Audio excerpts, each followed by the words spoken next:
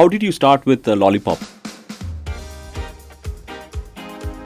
I one day woke up and I told my wife that let's pack bags and go back to India and start something.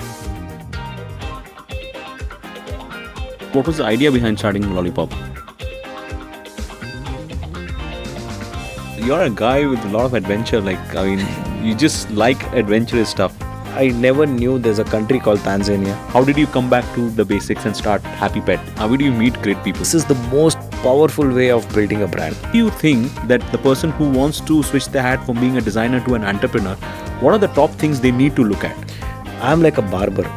Did you take 100% exit out of Lollipop? I think life is too short here. I'm an artist by heart, a designer by soul, and an entrepreneur by choice. All the financial mess that has happened inside Lollipop, it's because of. And how do you generate leads?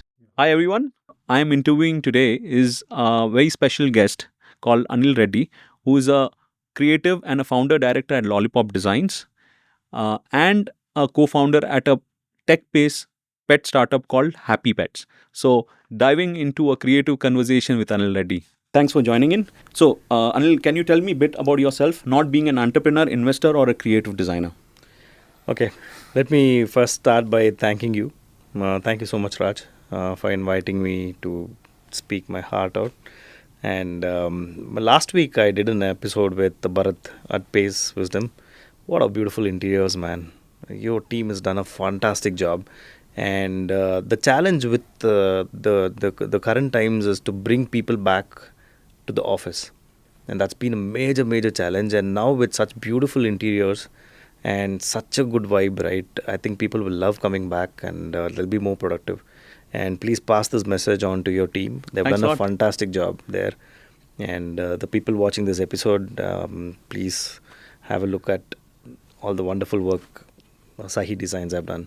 Thank you for the kind words, man. And regarding me, if I have to introduce myself, like I have spoken about it many times, used to take about a good 5-10 minutes to introduce myself. And then I was like, in the 30 minutes or 40 minute slot that people give to talk about design, right? I used to take 10 minutes to introduce myself. I shortened it with the help of AI. Now my introduction is I'm an artist by heart, a designer by soul, and an entrepreneur by choice. So these are all what my professional introduction is. So as a personal, I'm a very simple person who celebrates life. And everything that, whether it's a failure, whether it's a success, whether it's food or travel, I just celebrate. And that's what I am. And that's a simple introduction of myself. So if you can tell me brief about your career and where did you start and how did it get started? During school days, I was, I can say I was the most fortunate or someone very lucky to figure out in 80s that I'm good at art and this is what I want to build my career with. And imagine in 80s building a career as an artist. The family was against it, but still I swam against the wave. And my zodiac sign is Pisces. I'm a Piscean fish. Fish always swims against the waves.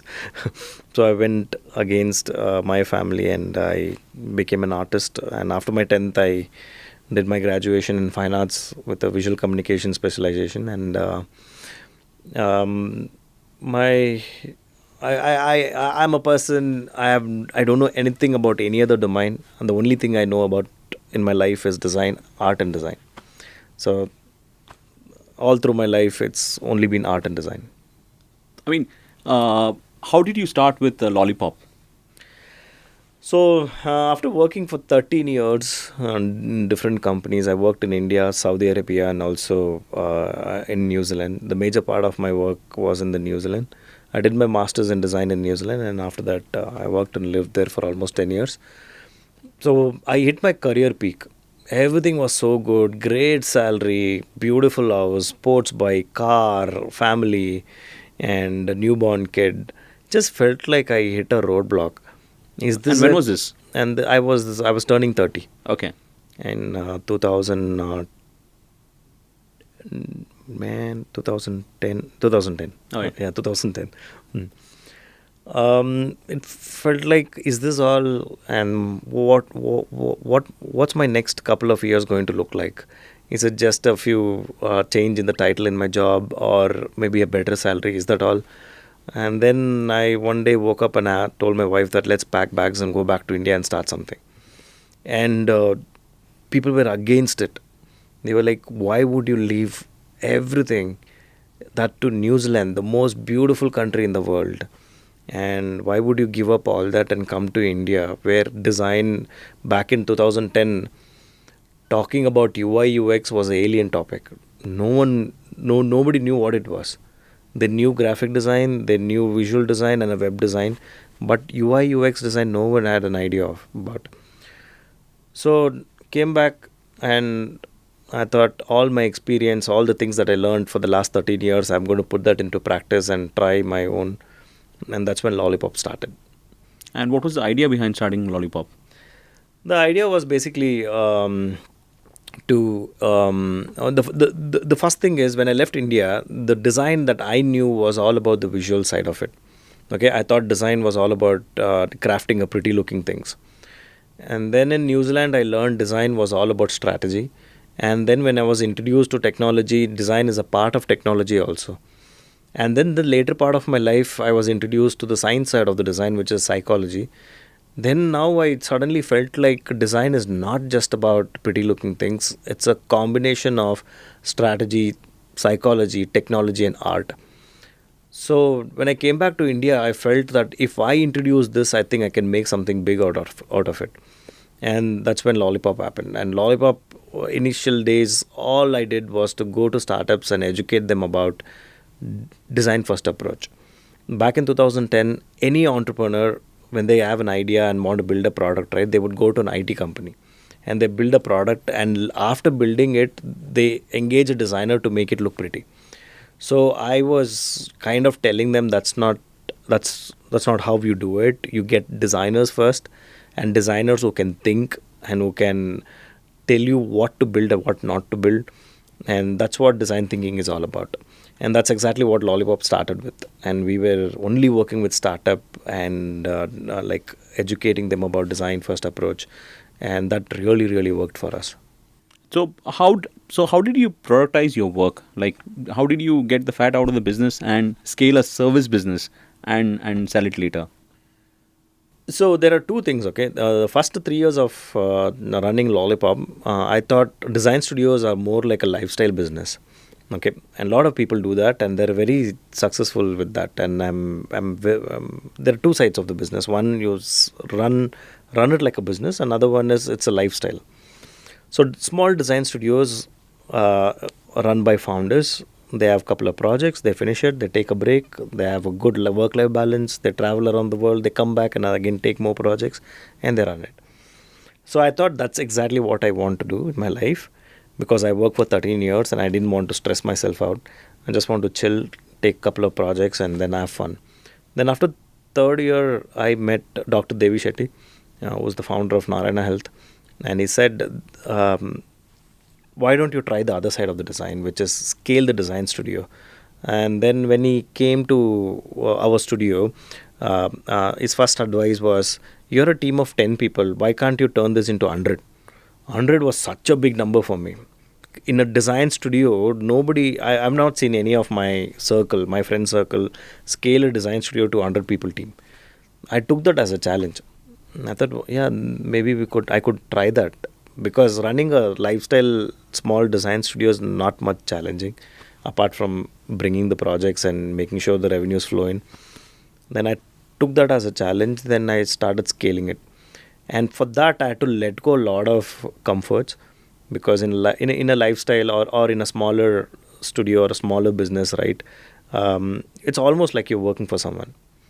So basically, you wake up, there's enough to eat on the table, and then you balance your life well. But when you decide to scale, the game is different. The game is so different that I had to remove my designer hat and wear a different hat. So I had to wear strategic thinking hat and sometimes business thinking hat. And there's a different things that I had to go through and learn fast. And these things really, really help me. That mindset of changing Lollipop as a lifestyle business to a design studio that India will celebrate is what led me to build the India's largest design studio. And when I exited, we were a team of 280 people, which is one of the largest design studio in India, with 8 centers, 4 in India and 4 abroad. I mean, that's a courage, because if you're scaling from 10 to about 280, while you're scaling this whole thing, that requires a lot of courage in terms of that satisfaction, that or satisfaction, or a question in your mind that whether I'll get enough business to pay salaries. So I mean, we were a team of 3 people 2 years back. Today we are a team of about 20 people, and obviously want to scale. But how do you get over that whole thing? It's a chicken and egg story. Like, if you don't have enough business in pipeline or projects, we are in a project driven business. So in services business, you always have that thing in your mind that if I don't have enough projects, how I'm gonna pay my team and all that stuff. So how did you come through that challenge? So a lot of people build company, build business. What I built was brand. Lollipop across India was celebrated by designers. The design community felt so good, so proud that there's a studio called Lollipop in India, and somewhere they became brand ambassador of Lollipop. So what we did initial days, right? Every content that we posted on social media, we never targeted potential business. We only targeted young designers. So we were posting post that educated young designers, and we were exposing everything that we learned from the market and teaching the young designers. The beauty of that is, imagine you engage a young designer, right? For example, in your space, in the architecture space, when you communicate with your young designers, 3 years from now, they are working somewhere, Right. either in a big corporate or in a big large company. They start talking about you, and this is the most powerful way of building a brand. For us in 2010, when I created events inside the studio, I invited a lot of designers across India. And now the 2010 designers, it's 15 years now, they're all design leaders in a big, large multinational company. Right. And they go and speak about Lollipop. And even today, they thank us. And wherever I go, they recognize me. They say that in 2010, I had come to your studio and I was a kid and I was a fresher and I learned a lot from you. And today I work at blah, blah, blah, big brands. And I also recommended your company. So that worked wonders for us. And this is what I want to tell all the design entrepreneurs out there: build a brand, not a service, not a business. When you build a brand, it's easy to scale. People will talk about it. Till today, go on LinkedIn and type Lollipop, people are talking about it. Students are thanking. And that is the strategy that we picked, and it worked wonders for us. I think so. To correlate with the whole thing is, recently I was taking a course. So I think so that's a big difference between how do you advertise and how do you market yourself. The one what you're talking about, generally when you building a brand, you talk about your brand, and that's a way of advertising where people are not interested as much as they interested in education. That's amazing point. What you had mentioned was educating people about what can be done, like 5 strategies to improve your selling skills, or 5 strategies to improve your marketing skills. So I think so. Yeah, I correlate to quite a bit where it's a different strategy where you use to educate people more than just selling your service or a product. And the beauty of that is, people will always look at you as a thought leader. Okay. So the more you talk about the future things in the design, or educate people about what's happening in the design world, or if you're the first one to speak about any topic out there, like years back, we spoke about automation. And even before AI could become this big, we spoke about AI, we spoke about VR, we spoke about AR. We were almost amongst the first few people who spoke about these things, and people always looked us as thought leaders in the space. And how do you generate leads? I mean, when you're building such a team, I think so one of the biggest challenges with most of the startups today is marketing. Like, they don't realize the value of marketing through content or through other medias. So I mean, when you're building a company which is you have to pay salaries of 100 people, so you should ensure that you never run out leads. So how did you ensure that you had leads all the time? The secret of Lollipop is, when we never ever knocked doors. Our sales team, or initially the first couple of years, I used to do the sales, and when I got the sales team on board, they never ever knocked doors. So we built channels that generated leads for us. We had a great presence on LinkedIn, on Instagram, and before Instagram on Facebook, and any social media out there. Lollipop, we used to open an account and we used to study that platform and create content accordingly. And the most powerful medium for us was the word of mouth and the website. Our website is so powerful, it generates enough leads for us to run 200 people team. Oh, wow. And the content that we put on the website, again, it's not tweaked content for what SEO wants to catch or what Google wants to read, but we put content that users want to read. So it's very easy. There is no brainer in this. A lot of people may just build website and leave it there. Website is like a shop. It's a 24/7 shop, right? You need to open that. You need to make sure that you put enough in the front so that people walk inside. Once they walk inside, you should have enough tool inside to convert that into a lead. If you just build a plain website and leave it there, it won't generate any leads. So you have to monitor it every single day and learn from other websites that are doing great and see what you can bring in. And I used to do that every day, Raj. I used to wake up 4:30 in the morning. From 5 to 6 o'clock, I only looked at my website. That's Lollipop website. Every page I used to read, I used to go through it and change the content, make notes. Then as soon as I come to office, I sit with the marketing team first. The first meeting that I used to have was with the marketing team. Sit with them, tell them that change the content. Let's introduce this. Let's introduce white paper.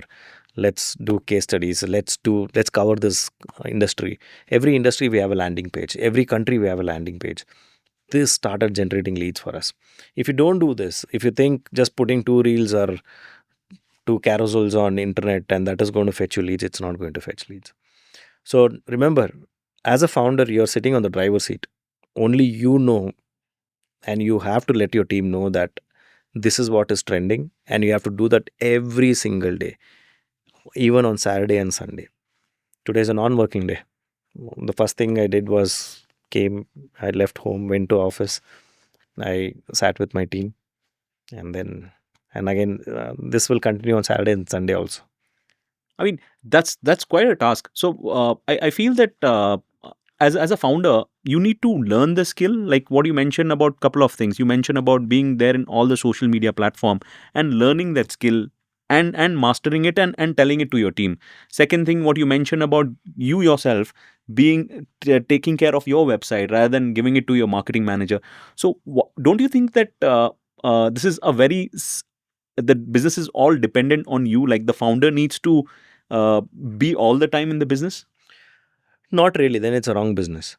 If founder is involved on day-to-day operations, then you're setting the then there's some serious issues with it.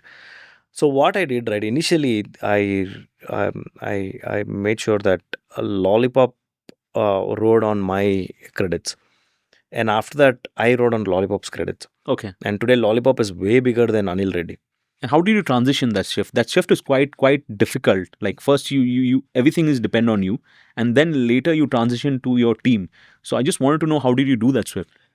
So when you have a brand, right, when you name your company, by the way, I love your company name. It's Sahi Design, and lot of people fell in love with the name Lollipop. Okay. They're very, very curious to know why Lollipop. Why did you name his design studio Lollipop? Why not Pixel this, Pixel that? Because every other design studio is named after a pixel. So that was the first thing, and people were curious to know why Lollipop, but why not why Anil? Why not Anil Reddy or anything? They were very curious Curiosity about was always the there. name. And the second thing is, what exactly do these people do? And initial days, you know what we did? We posted every damn thing that happened inside Lollipop. Okay. Okay. The first iMac that we got, we posted a video of unboxing iMac. And today, everybody has an iMac, everybody has an iPhone, and it's not a big story. But in 2011 and 12, unboxing iMac was the video which went viral. And there were people writing to me saying that my dream is to sit in front of this iMac. And people loved it. So today I can't post that. Just because it worked in 2011, I can't post that. So this iMac, these kind of stories, people associated with Lollipop, not with me. So I used to post that. I used to tell people that we got iMac at Lollipop, and people wanted to come and sit in front of iMac because it is inside Lollipop. So people connected with that, and slowly Lollipop took over, and I took the back seat. And in parallel, I started building my brand. because I had to do that. If people start looking up on internet who's the founder of Lollipop, even I had to be in line or parallel with Lollipop brand.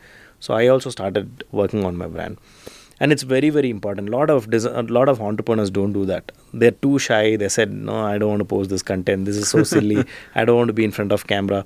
They're camera shy most of the time. Yeah, but the you need to founders. change as a character, right? You really need to change. Like, for example, if you look at the Alibaba founder, I love every time he gives a speech on the stage.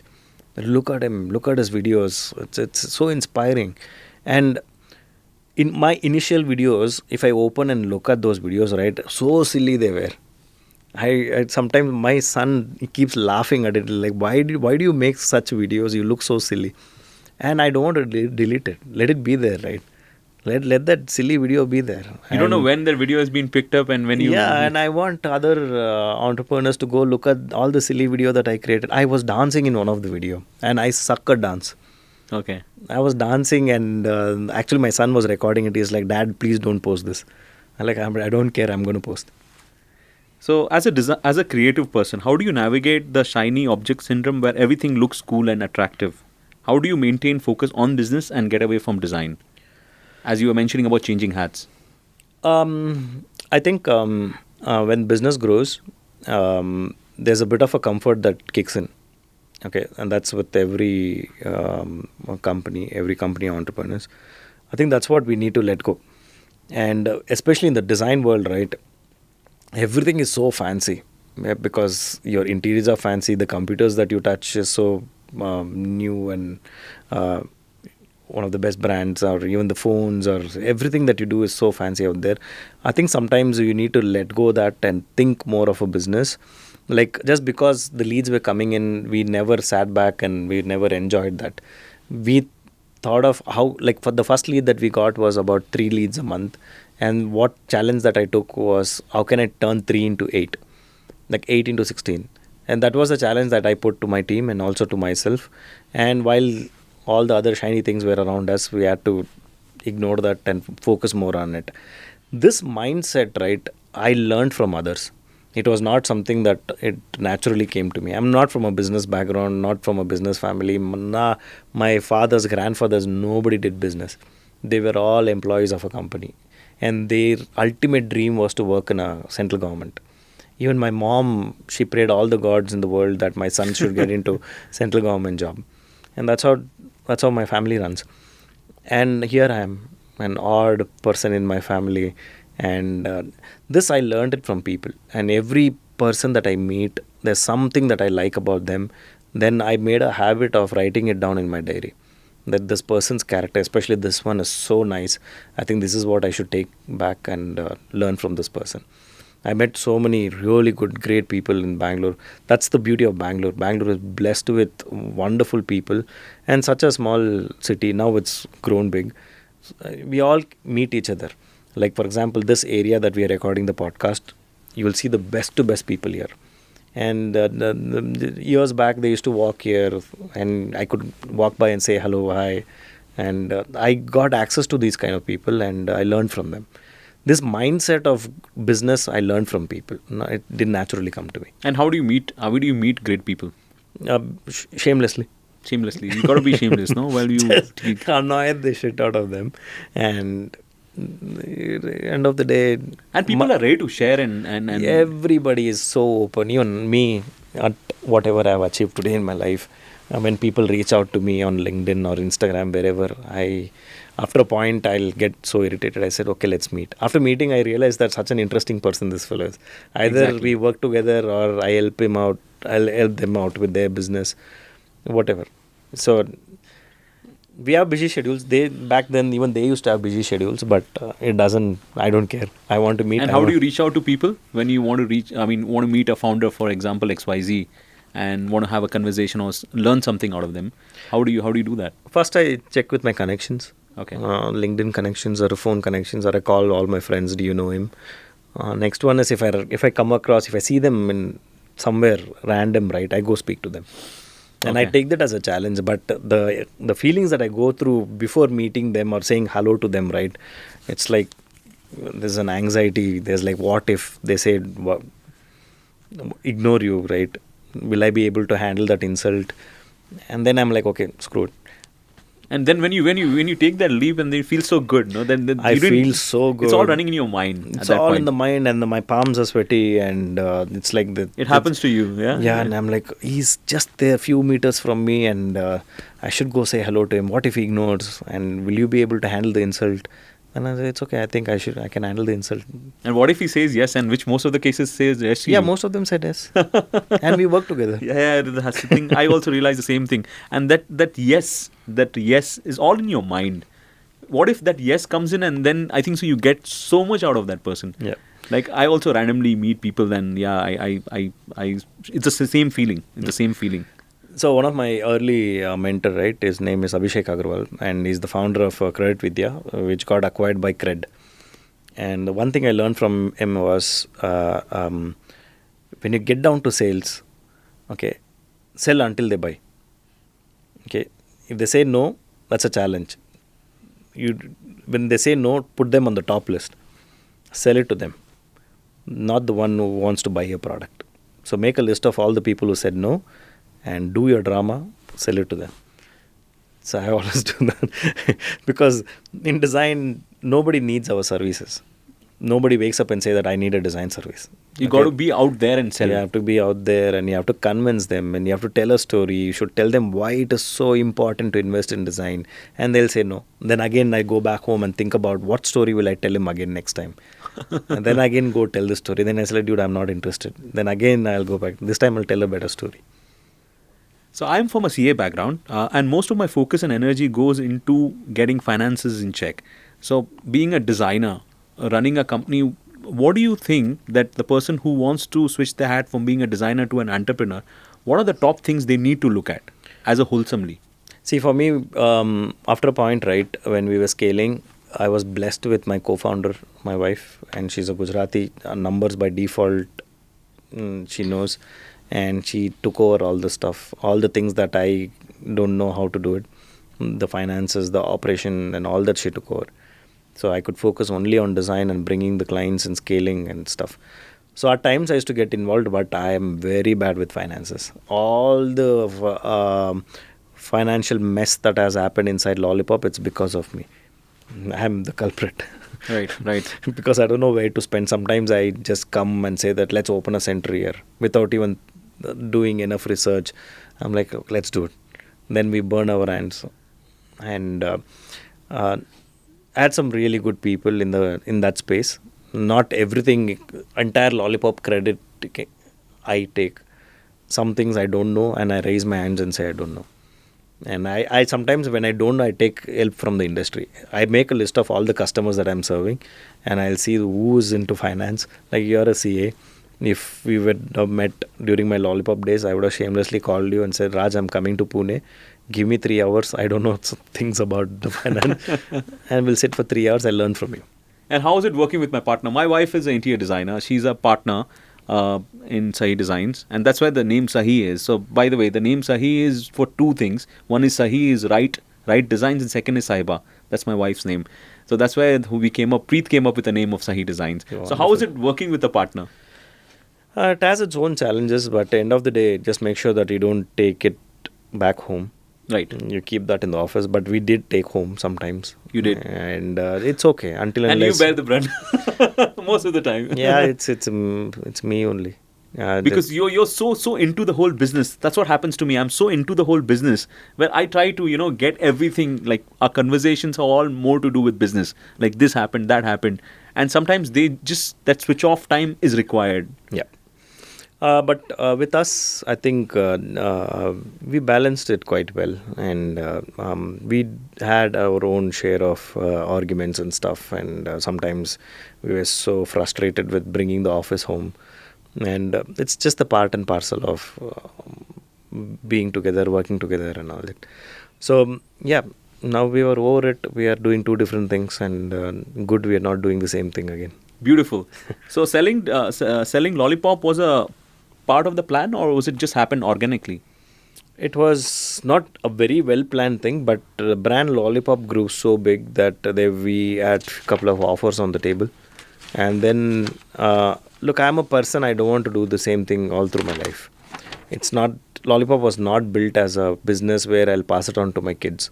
I never wanted to do that because art and design is such a special talent, gifted talent. I'm not sure if my kids will have that or will I force them to become one. So that clarity I had in mind, and that exit strategy was there. At some point, I will exit, but not shut down, definitely. But it was in the peak, and a lot of big brands in India knocked our door, and I picked the one which kept the brand alive. That's Terralogic. That's our parent company. Most of the big brands said we'll buy Lollipop and we'll let go the name and we'll put it under our thing, and I was not okay with it. Even though deal size was pretty big, I was like, I'm You wanted the brand name. So you were Yeah. emotionally attached to that brand. very emotionally attached to that. Still you are attached? Yeah, very much. How do you let it go then? You don't let it go. It's like a daughter, right? Your daughter is married to someone. It's not like you're over with your daughter. It's still your daughter, right? So Lollipop is like that for me. And did you Today, raise funds? I'm doing a podcast because I built Lollipop. And since the time we And- started, I mentioned Lollipop at least 10, 15 times. So that's how it is in my everyday life. I speak about Lollipop every single day. Did you raise funds? Yes, during Lollipop days, yes, we did raise funds. Not because we needed funds, but Dr. Devi Shetty came as an advisor. Okay. And I pitched that idea of opening centers across India. Then he said, I'll help you out with it. He's a wonderful person, and the credits for whatever Lollipop has become will go to Dr. Devi Shetty. But wasn't a VC. It was just a Not a VC. private angel investment. It's a privately held investment. Mostly like a goodwill. Goodwill kind of a thing. That's Yeah, it. That's it. Oh, We beautiful. didn't raise any other funds apart from that. How does it, I mean, if you're scaling a design company, do you think that people should raise funds versus, Not required. why is that? Why do It's you a service company. You don't, until unless you are building a product and you require some funds, you can raise it. But when will the investors get the money back, right? Like you'll never be able to give them the returns until unless you get acquired. This is my thing. I don't know whether if other design studios have raised funds, but we were doing good. We had, And I think so. You can have your creative. You can have your creative ideas. You're not under anyone's pressure while you're Yeah. building on your own. and also the studios like us are profitable from day one. Right. So why would you need funds until unless you want to scale globally? But in my case, I didn't have the knowledge of scaling so fast. I just took one thing at a time and I did that. Imagine if I received about $10 million, I had no clue what to do with that money. I would be the wrong person to sit on such a big money and run Lollipop. So did you take 100% exit out of Lollipop? 100% exit. Okay. And I mean, was it something where you were involved? Because I remember you mentioning that, I want to focus in my next startup where we are coming next second half of this whole podcast is Happy Pet. So I just wanted to understand that how did you, after exiting Lollipop, how did you come back to the basics and start Happy Pet? So Happy Pet happened when I was exiting Lollipop. So with my exit, I gave a 1 year notice. Okay. I was sitting in a position where even to replace me or to find someone to take over, it required at least a minimum 1 year. So I gave a 1 year notice, and I told my parent company that I'm building something in the pet space, and they were absolutely fine with it, and they're very, very, very supportive. From the day one, the founders were like cheering me up, and they were like, "I'm sure you'll do good." Very nice people, and I'm actually blessed that Lollipop is in the right hands. And then after that, the exit was like last December was the last month. We cut cake, had a few emotional moment. I cried. I saw that. I saw a video, and you put this video very well, very well. I couldn't control. I had tears in my eyes, and after that, it took a couple of months to recover. But I was working in parallel on Happy Pet. So they say three things what you need in life. This is a quote by Naval Ravikant. Is fit body, calm mind, and a house full of happiness. And that's where we come to Happy Pet. Tell me about Happy Pet. So, 2023, I met a childhood friend, and he wanted to build something in the pet space. So, open a pet store. I had no idea about pets. Apart from having pets at home, I had no idea about the industry. Then he invited me to invest in his company. Then I was like, okay, fine, I'll invest. He's a good friend, and he's a very focused guy. Whatever he does it with his heart. So I had no idea about the store, nothing, and so I invested in his company, and I started advising him from whatever I know, from the design, building a website, building e-commerce, and all that. That scaled, and that one store became 5 stores across Bangalore, Oh, wow. and it became a good profitable business. Then I was like, pet industry is big, and that's when I started thinking, why not build a pet technology company? Then I was doing a research, and there is no single company that's building tech. So, so I was doing research about, is there any pet technology company, but most of the startups were into manufacturing food accessories and or building the services part of it. And then I was looking at from an angle where why not build a tech product that can serve everyone. So that's what got me into building Happy Pet. Happy Pet is a pure pet technology company. So what does Happy Pet do? Like if you have to explain to a 10-year-old kid, what does Happy Pet do? Imagine you want to bring a dog home, or a cat, or a fish, or a bird. Okay, log on to happypet.care. It'll tell you everything. It'll handhold you, and it'll guide you on what you should bring home, which will tell you about the budget, how friendly the breed is going to be with you and your family, how much attention it needs, and where to get it, and whether to adopt or whether to go find a breeder. It tells you everything. So it's a simple no-brainer. That's what the portal does. And the other part of the Happy Pet is the tools, which is not meant for the 10-year-old, the grown-up who understands the SaaS space, and that covers everything. Whether you're a small business or a large multi-store pet company, we have built tools for everyone. I mean, but then how difficult is it from transitioning from running a design company, selling the design company, then starting a tech SaaS-based tech platform? How do you transition between these journeys? Because it's not easy, because you have to unlearn and relearn something new. Yeah, very true. And pet industry is so new to me. I have no idea, no clue. I don't know anything about this industry, and that's the best part. So you enter an industry you have no idea about. Like being a CA, you are into the interior space. You have no limits. So coming from a design and a tech background, I don't know anything about pet industry. And if you look at some of the successful entrepreneurs, right? Take Paytm, the Vijay founder, right? He is not from a fintech background. Right. Neither he's worked in a bank or not been in the financial space, but he built one of the largest fintech company. Right. And take the Myntra founders, or the Swiggy founders. They don't run restaurants, or Oyo founder never had hotels. So when you come from an unknown industry, right? I think you'll shine. You don't fear anything, you don't know anything, and you don't fear anything, and that's what is happening with me. So I'm building things fearlessly, and I'm building it with all my experience. Because at Lollypop, we didn't design for one industry, we designed for every industry, from fintech, food tech, e-commerce, SaaS platform, farm tech. We've designed for every industry, and that's what I learned. And that from the tech and the design point, it became easy to build Happy Pet. From the industry, I'm learning every day now. I'm connecting with people, and again shamelessly going say hi, hello to people, building that connection, which is helping me build the product now. Recently, you mentioned you're taking Happy Pet to Dubai. I mean, that's already in Dubai. You have few clients there, and then you recently mentioned that you are going to take this globally. So, what is your vision for tech Happy Pet? So what I thought, this product will work in India, and I just went to Dubai to wind up. I used to live in Dubai for 4 years. That's where I met you. And while doing that, I thought I should just show a demo to people in Dubai, and they fell in love with it. They said, you should bring this product to Dubai. And then I started talking to some potential customers, and they said, we'll buy this product. And I was like, was it so simple? And they bought the product, and now Dubai is opening up. Superb. And now Dubai, that entire MENA region, what we call it as Middle East and North Africa, it's the market for us now. So we're going to go to Saudi, Oman, Qatar, all the way to Egypt.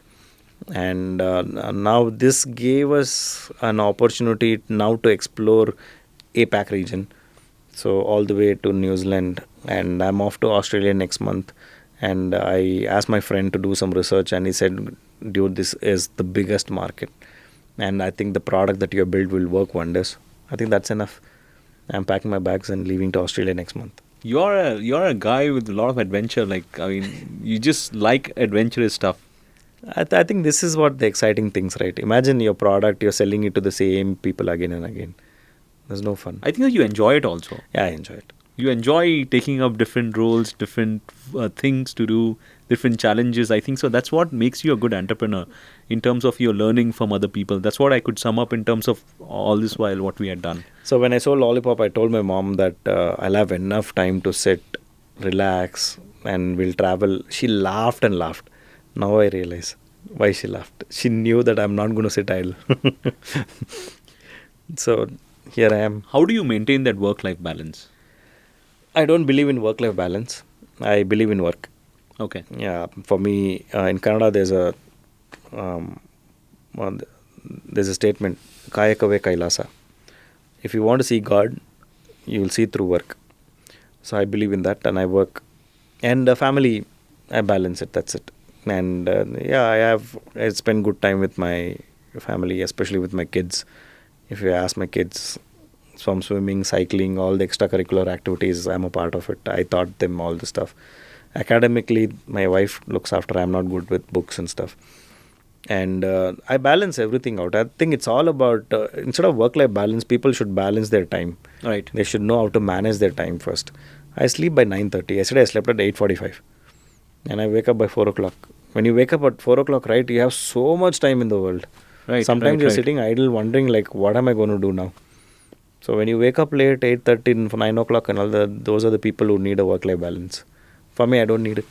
So what's your day like? After you wake up at 4, what do you do? 4 o'clock, by the time I roll on the bed and go finish my morning routine stuff, and then I sit on the computers first. I open the laptop and I look at all the articles that I have saved that I'm yet to read. I read that. If it is interesting, I'll finish the article. If it is not, only the headline, I finish it. I swipe some reels. And then I save some reels as an idea. And then I write down the notes about what next for Happy Pet. And then I go work out. And I have a gym at home. I work out. I go for a run. And then I take my dogs out for a walk. Spend some time with the dogs. By the time I finish all these things, it's still 7:30. Drop the kids to the school near the bus. Then come back, get ready, and by 8:30 I leave home. And by 9:30, 10 o'clock I reach office. I don't work from home. I work from office every single day. And then from 9:30, 10 o'clock all the way till 6:37. And 7 o'clock, if I leave 8 o'clock, I'll reach home. And have dinner or skip dinner. And watch some movie series. Then hit the bed. So that's a routine all through your... Yeah, sometimes I take a break. Then I do my motorbike rides. That's why you become a content creator. Like influence people, yeah. You have a hero in you, you know. Like you have a hero self in you. Like in terms of the content what you post and make, as I was telling you, you make look things very nice in terms of your post and stuff. And that's very inspiring. Thanks to my editing skills. Yeah, I think so. That I can take any photograph and make it look good. And so what is your advice to those designers who are like not able to market their service or product? I think the world is changing, and I would like to hire designers who go out and celebrate life, not designers who are sitting in front of computers and moving pixels.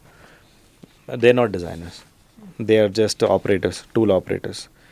And they are also required, but to run a company and to be a part of my idea, I would love people who go out and celebrate life. And only when you go out, you learn more, you learn fast. Sitting in front of computers, you don't learn much. You become dumb. You become an idiot. So go out, explore new food, meet more people, learn languages. And I speak 6 languages. Fluently I speak, and... That's only through your learning and traveling, yeah. Go meet people. I never used to speak Tamil. I'm pure Kannadiga, though I speak Telugu at home. I studied Kannada. Right. And all my friends are Kannadigas, and then I had a beautiful career opportunity in Chennai. Only 3 months and I picked up Tamil. I speak Tamil fluently. I think you're a very good learner. I think that's what really adds up to what you're doing and where you are today. I think your learning capability is something which I've seen most of the successful entrepreneurs have that. I think you can sell better when you learn languages. Okay. You can emotionally connect with people Right. and they'll buy the stuff. Right. And imagine if I go to Tamil Nadu, try to speak in Hindi or Kannada and try to sell it to them. They're not interested.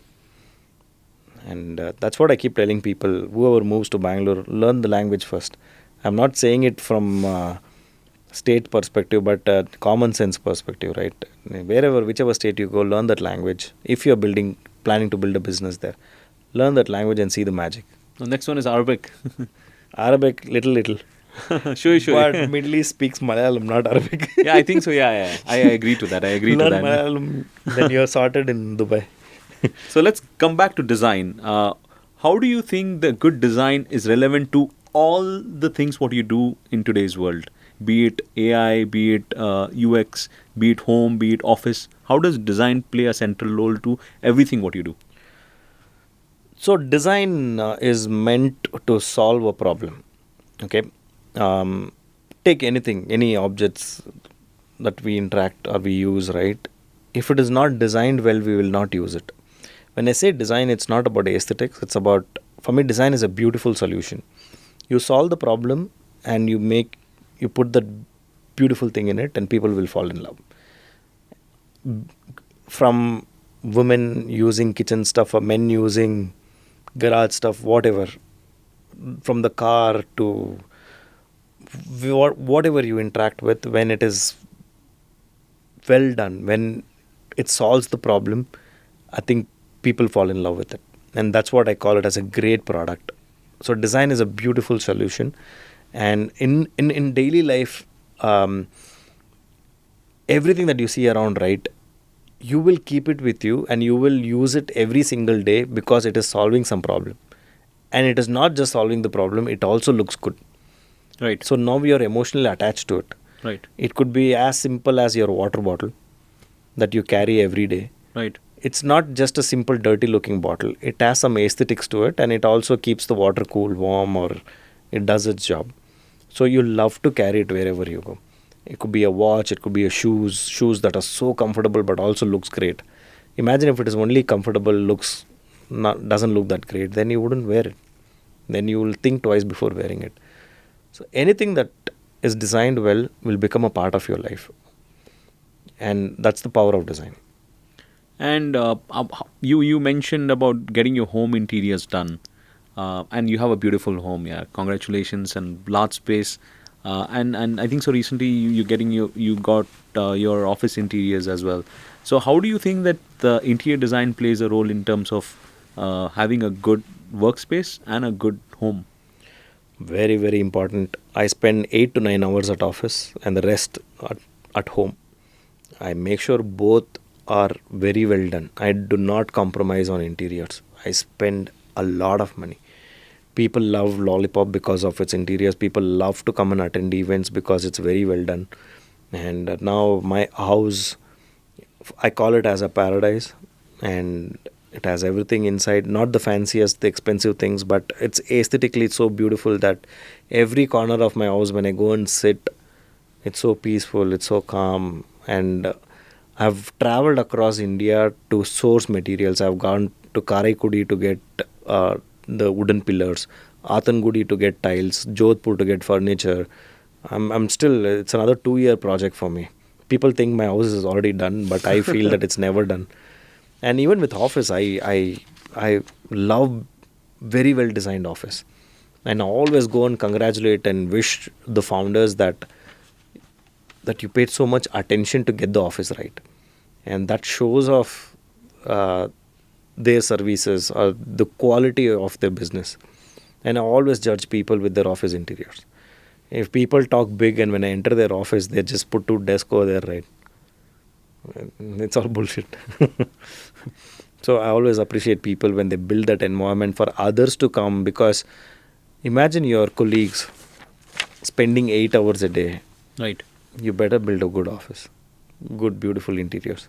And how does it play a role towards your employee well-being, being creative, because you're from creative background, being brainstorming with your guys, and they feel good about coming to a space for working for 8 to 10 hours a day?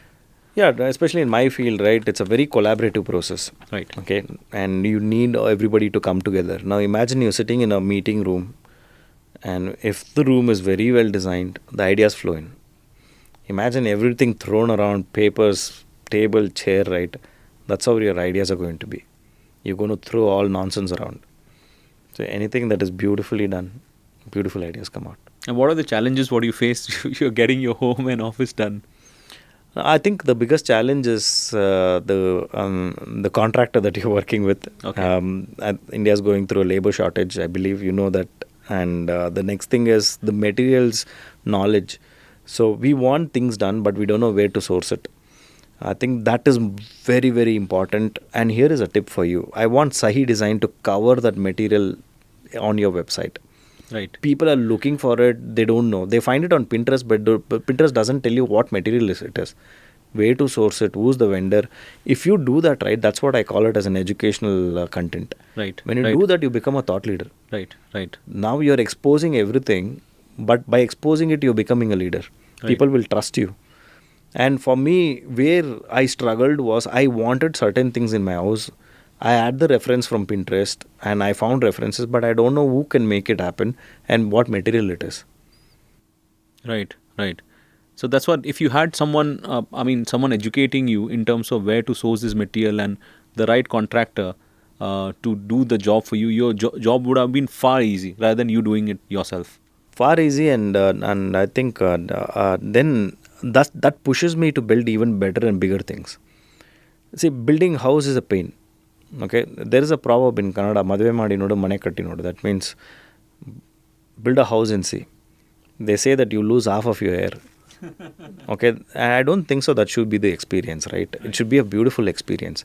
Why people lose or people have some bitter experience? Because they want house in a certain way and they can't make it happen because they don't have the knowledge. Right. If an architect company can give that knowledge, right, instead of selling services, you give us that knowledge, I think there'll be a great special respect for that company. Because it's so much of knowledge what you gaining in, then I think so then the knowledge gains to trust, and then finally you tend to give that service, Yeah. or you could recommend that service Yes, if you're not absolutely. taking it themselves. I think you're mentioning about an example where you had gone to China in terms of sourcing a lot of materials for a company, for an office space, I think so you were designing. That's for Upstocks, one of the leading fintech companies in India. And the founders were very, very clear. They're very similar to me.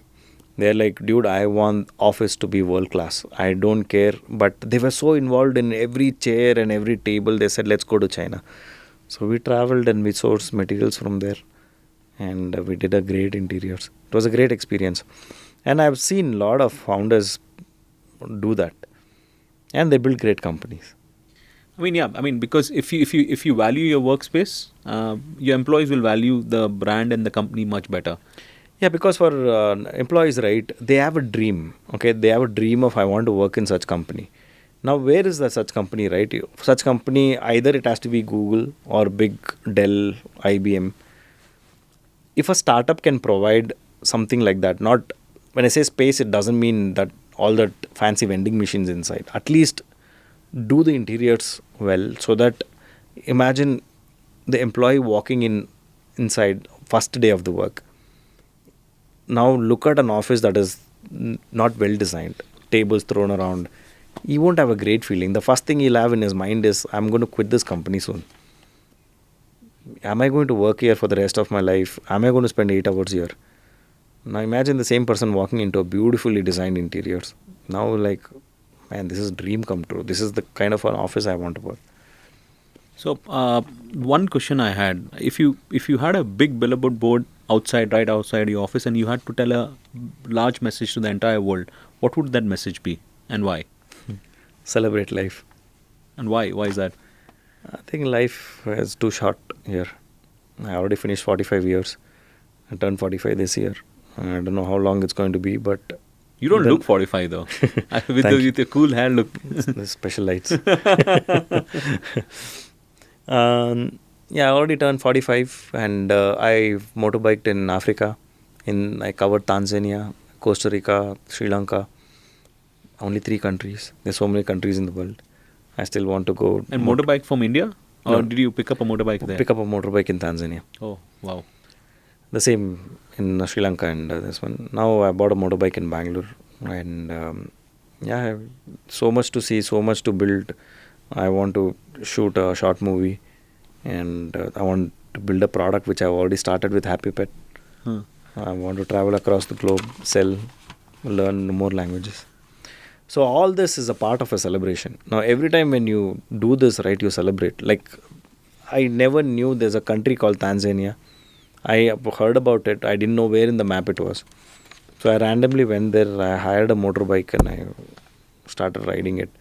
After finishing it, when I stitched the video together, I loved it so much.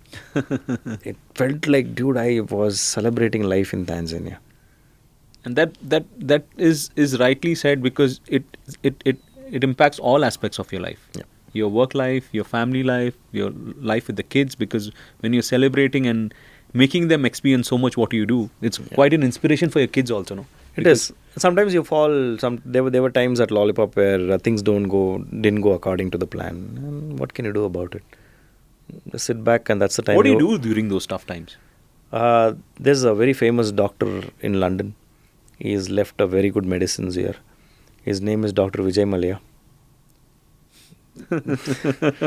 Kingfisher beer, Yeah. drink, Enjoy it. enjoy, celebrate, feel bad. If you're alone, sit and cry. If there's around, cry inside. And few extra beers. Next day, wake up. Then You're much better.